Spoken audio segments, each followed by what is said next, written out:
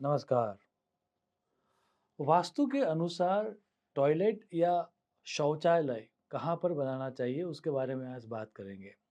सर्वप्रथम तो एक स्पष्टता करना चाहूँगा कि जब वास्तुशास्त्र लिखा गया तब शौच या शुद्धिकरण के लिए वास्तु में 2 अलग-अलग डायरेक्शन दी गई थी। नहाने के लिए अलग स्थान, बाथिंग के लिए अलग स्थान और मल-मूत्र विसर्जन के लिए अलग स्थान। वैसे 2 अलग-अलग डायरेक्शन दिए गए थे। आप वास्तु का कोई भी प्रमाणभूत ग्रंथ ले लो, वो सम्रागण सूत्रधार हो, अपराजित पुच्छा हो, मानसार हो, मयमतम हो या फिर कोई भी संहिता ग्रंथ ले लो आप, नारद संहिता ले लो, वशिष्ठ संहिता ले लो, काश्यप संहिता ले लो, इन सब में इसके बारे में बात की गई है। थोड़ा-सा रेफ़रेंस देके बात को यहाँ पर कंक्लूड करना चाहूँगा। जैसे नहाने के लिए या बाथ करने के लिए पूर्व दिशा में व्यवस्था करनी चाहिए, ऐसा स्पष्ट सूत्र नारद संहिता में दिया गया है। स्नानागारम दिशि प्राच्यम। मलमूत्र विसर्जन के लिए या डब्ल्यूसी के लिए साउथ ऑफ साउथ वेस्ट, नैऋत्य और दक्षिण के बीच रखने को कहा गया है और उसके लिए विश्वकर्मा प्रकाश में यह सूत्र दिया गया है। याम्य नैऋत्योर मध्य पुरुष त्याग मंदिरम। सो टॉयलेट घर के बाहर होते थे, टॉयलेट की कोई व्यवस्था ही नहीं होती थी। हम तो बहुत पिछड़े लोग थे, कम्युनिटी के लिए एक टॉयलेट बनाया जाता था। ये सब बातें जो हम सुनते हैं, वह काफ़ी मनगढ़ंत है।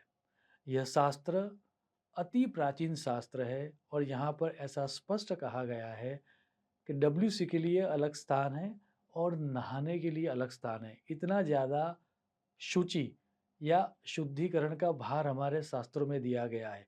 ये मध्यकालीन जो हमारे ऊपर आक्रमण हुए, तब ये कम्युनिटी के लिए एक अलग जगह बनेगी, वैसा कहा गया है। सो ये जो व्यवस्था थी, क्या आज से 100 साल पहले कहाँ पर थे?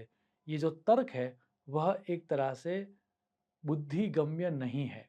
हमारे सभी प्रमाणभूत ग्रंथों में ये व्यवस्था दी गई थी। अब क्योंकि टॉयलेट के लिए वहाँ पर 2 व्यवस्था शास्त्रों में की गई थी लेकिन जब हम आधुनिक बात करते हैं तो अब तो डब्ल्यूसी और नहाने की जगह दोनों ही एक ही टॉयलेट में होता है क्योंकि अब ये जो टॉयलेट बनते हैं वह कॉमन टॉयलेट्स बनते हैं। सो कॉमन टॉयलेट्स के लिए किस तरह की व्यवस्था करनी चाहिए उसके बारे में जब बातें होती है तब हमें थोड़ा और डेप्थ में जाके शुचि या शौच के सिद्धांत को समझना चाहिए। शौच का अर्थ जो है वह है शुचि या शुद्धि होने की अवस्था या भाव।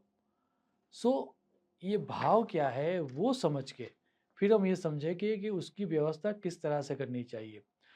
तो जब भी शुचि की बात आती है, शुद्धि की बात आती है, तो शास्त्र में ये कहा गया है कि शुद्धि 2 तरह की होती है। एक आंतरिक शुद्धि या मन की शुद्धि और दूसरी बाह्य शुद्धि या तन की शुद्धि।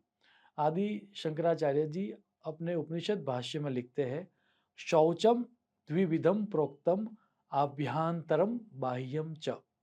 अब वास्तु एक्सपर्ट्स का कहना है कि मन की और तन की शुद्धि समझाने का सिद्धांत समझने के लिए हमें वास्तु का जो मूलभूत सिद्धांत है प्लानिंग का वो समझना होगा और वो जो सिद्धांत है वह सिद्धांत है वास्तु पुरुष सिद्धांत। वास्तुशिल्प में उसके लिए यह सूत्र दिया गया है, वास्तु पुरुष सिद्धांते ही निर्माय गृहम।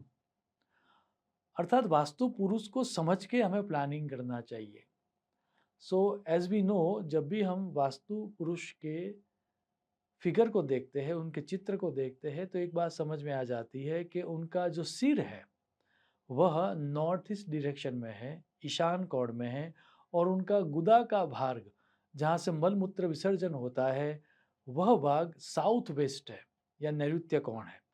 तो इस सिद्धांत को अब आप याद रख के दूसरा जो सिद्धांत हमने पहले समझा था कि 2 तरह की शुचि होती है, एक मन की शुद्धि और एक तन की शुद्धि। तो शास्त्रकारों ने ये कहा कि मन की शुद्धि के लिए जहाँ-जहाँ देवालय, मंदिर या ध्यान कक्ष बनाने की बात की गई है शास्त्रों में, उससे उल्टी दिशा में तन की शुद्धि के लिए प्रयास करना चाहिए या उस तरह की व्यवस्था करनी चाहिए।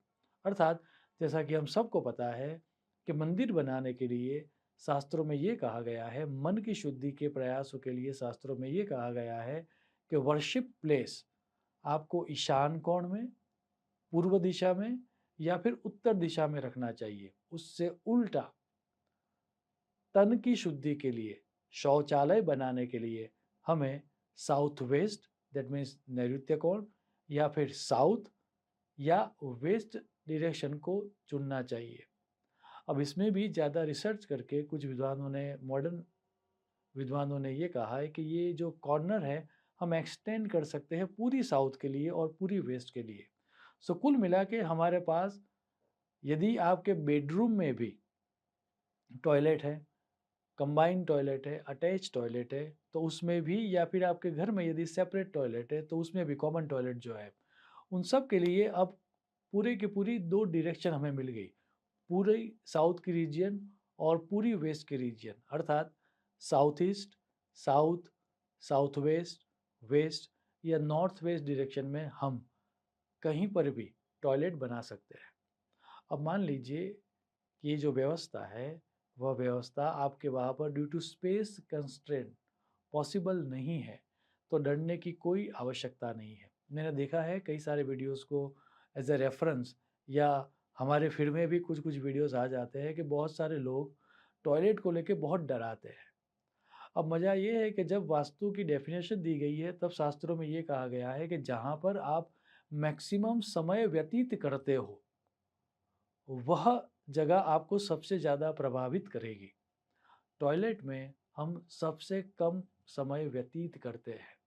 तो यदि टॉयलेट में कोई दोष हो भी गया, तो उसका कोई इतना बड़ा हल्ला मचाने की आवश्यकता नहीं है। शास्त्रों में ऐसा स्पष्ट कहा गया है कि यदि जहाँ पर कहा गया है, वहाँ पर टॉयलेट आपके नहीं है, तो उसके निवारण भी है। शास्त्र उसी को कहते हैं जिसमें नियम भी हो और निवारण भी हो। तो यदि आपके वास्तु में टॉयलेट जहाँ पर होना चाहिए वहाँ पर नहीं है, तो उसके निवारण के लिए ये कहा गया है कि यदि आप टॉयलेट में किसी भी तरह का प्लांट रखोगे, तो उस प्लांट रखने से भी आपके टॉयलेट का दोष निवारण हो जाएगा। उसमें भी स्पेसिफिकली बात करते हुए शास्त्रकारों ने ये कहा कि बाम्बू ट्री, रबर प्लांट या फिर स्नेक प्लांट्स रखने से वास्तु दोष निवारण हो सकता है। कुछ विद्वानों ने उसमें भी डिटेल में रिसर्च करके ये कहा कि सी सॉल्ट रखने से या फिर दिशा के अनुसार क्रिस्टल रखने से या फिर दिशा के अनुसार फ्रेगनेंस रखने से भी टॉयलेट के दोष का निवारण हो सकता है। तो आपके घर में कौन सी दिशा में टॉयलेट है, वो आप खुद देखें। यदि जहाँ पर होना चाहिए वहीं पर टॉयलेट है तो कोई दिक्कत की बात ही नहीं है। यदि वहाँ पर नहीं है, तो मेरी सलाह है किसी विद्वान वास्तु कंसल्टेंट की सलाह लेकर, यदि आप फ्रेगनेंस का उपयोग करोगे, किसी सुगंधित पदार्थ का उपयोग करोगे या फिर प्लांट का उपयोग करोगे या क्रिस्टल का उपयोग करोगे, तो भी आप वास्तु दोष से अपने आप को निवृत्त कर पाओगे। वंस अगेन मैं अपनी बात को रिपीट करना चाहूँगा कि इतना ज़्यादा टॉयलेट को लेकर डरने की आवश्यकता नहीं है। शास्त्र उसी को कहते हैं जहाँ पर नियम भी हो और निवारण भी हो। शुभम भवतु। प्रणाम।